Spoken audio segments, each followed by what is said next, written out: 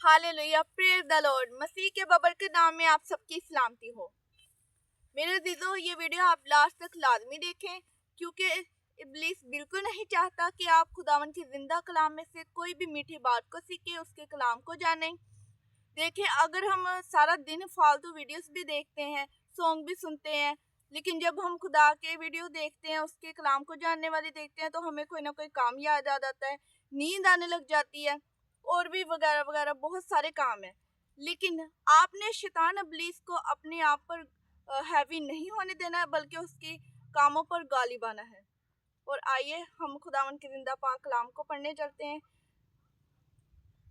हम आज पढ़ेंगे खुदावन के जिंदा पाक कलाम में से मत्ती की अंजील 5 बाब 3 आयत से। लिखा है, मुबारक है वो जो दिल के गरीब हैं, क्योंकि आसमान की बादशाही उन्हीं की है। मुबारक है वो जो गमगीन है, क्योंकि वो तसल्ली पाएंगे। Hallelujah, praise the Lord. खुदावन इस कलाम के वसीला से सबको बहुत ज्यादा बरकत दे, आमीन। जी मेरे अजीजों, जैसा कि खुदावन की जिंदा पाक कलाम में लिखा है, मुबारक है वो जो दिल के गरीब हैं। इसका मतलब ये नहीं कि इंसान गरीब है, उसके पास कोई चीज़ नहीं है, अपना घर नहीं है, वो लाचार है, वो खाता पीता नहीं है। नहीं, इसका मतलब ये नहीं है। इसका मतलब ये है कि इंसान कितना भी दौलतमंद क्यों ना हो, कितना भी शोहरत वाला क्यों ना हो, बल्कि उसके दिल में दूसरों के लिए रहम होना चाहिए। कोई फ़ायदा नहीं है अगर हम अमीर हैं, दौलतमंद हैं, लेकिन हमारे दिल में दूसरों के लिए एहसास ही नहीं है। अगर हम किसी गरीब को देखते हैं, किसी परेशान को देखते हैं, उनकी हेल्प ही ना करें, तो हमारा अमीर होने का या फिर दौलतमंद होने का कोई फ़ायदा ही नहीं है। इसीलिए अगर कोई शख्स दौलतमंद है, तो उससे चाहिए कि आप अपने से छोटे की मदद करें। जब तक आपके दिल में ये बात का एहसास नहीं आएगा कि हमें किसी परेशानी वाले मतलब इंसान की मदद करनी चाहिए, उसका साथ देना चाहिए, ना कि उसके बुरे हालातों में उसको और ज़्यादा टॉर्चर करना चाहिए, उसका मजाक उड़ाना चाहिए। अक्सर ही ऐसा होता है कि जब हम देखते हैं किसी मजबूर को, किसी लाचार को, परेशान को, तो हम उसकी मदद करने के बजाय उसकी और ज़्यादा हम मजाक उड़ाते हैं, उसे बातें सुनाते हैं, उसे और ज़्यादा परेशान करते हैं। हमारी बातों को सुनकर वो बहुत ज़्यादा हर्ट होता है, और किसी को हर्ट करना अच्छी बात तो नहीं है ना। खुदावन का जिंदा कलाम हमको ये तो नहीं सिखाता कि हम किसी को परेशान करें, उससे नफरत करें, उससे डांटें, उसे परेशानी की हालत में देखकर उसकी मदद ना करें। खुदावन का जिंदा पाक कलाम फरमाता है कि हर किसी से मोहब्बत रखो। देखिए, बाइबल मुकद्दस में सबसे ज़्यादा अफजल जो है मोहब्बत को ही बोला गया है। अगर हम किसी से मोहब्बत ही नहीं रखेंगे तो क्या फ़ायदा। अगर हम किसी की मदद कर भी देते हैं, तो लेकिन हमारे दिल में उसके लिए मोहब्बत ही ना हो, तो कोई फ़ायदा ही नहीं है कि हमने उसकी मदद की है। इसलिए आप जितने भी दौलतमंद हों, अमीर हों, दूसरों की मदद करने वाले बने, दिल में रहम वाली फीलिंग्स लेकर आएँ, अगले बंदे का एहसास करें।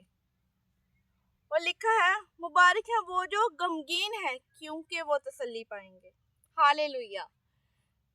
जी मेरे अजीजों, मुबारक है वो जो गमगीन है, क्योंकि वो तसल्ली पाएंगे। लेकिन हम क्या करते हैं?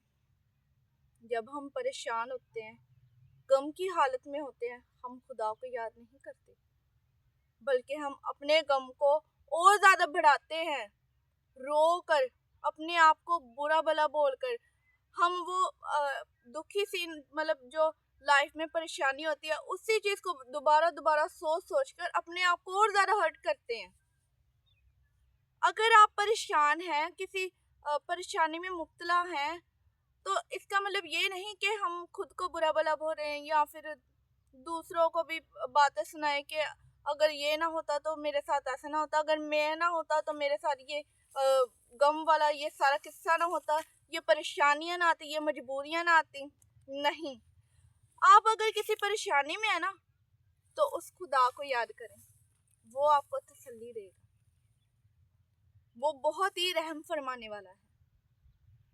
आप परेशानी में हो, किसी बीमारी में हो, अगर आपके पास जॉब नहीं है, आप किसी भी तकलीफ में हो, आप खुदा को याद करें, हर परेशानी में खुदावन की शुक्रगुजारी करें, क्योंकि उसके घर में देर है अंधेर नहीं।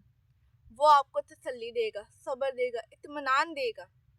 वो आपको वो सब कुछ देगा जो हम इंसानों से उम्मीदें लगाते हैं ना, वही अगर खुदा से लगाए ना, तो हम किसी भी परेशानी का शिकार ना बने, किसी भी गम का शिकार ना बने, बल्कि आपका गम खुशी में तब्दील हो जाएगा जब आप उसके नाम को जलाल देंगे, उसको याद करेंगे, उसकी शुक्रगुजारी करेंगे।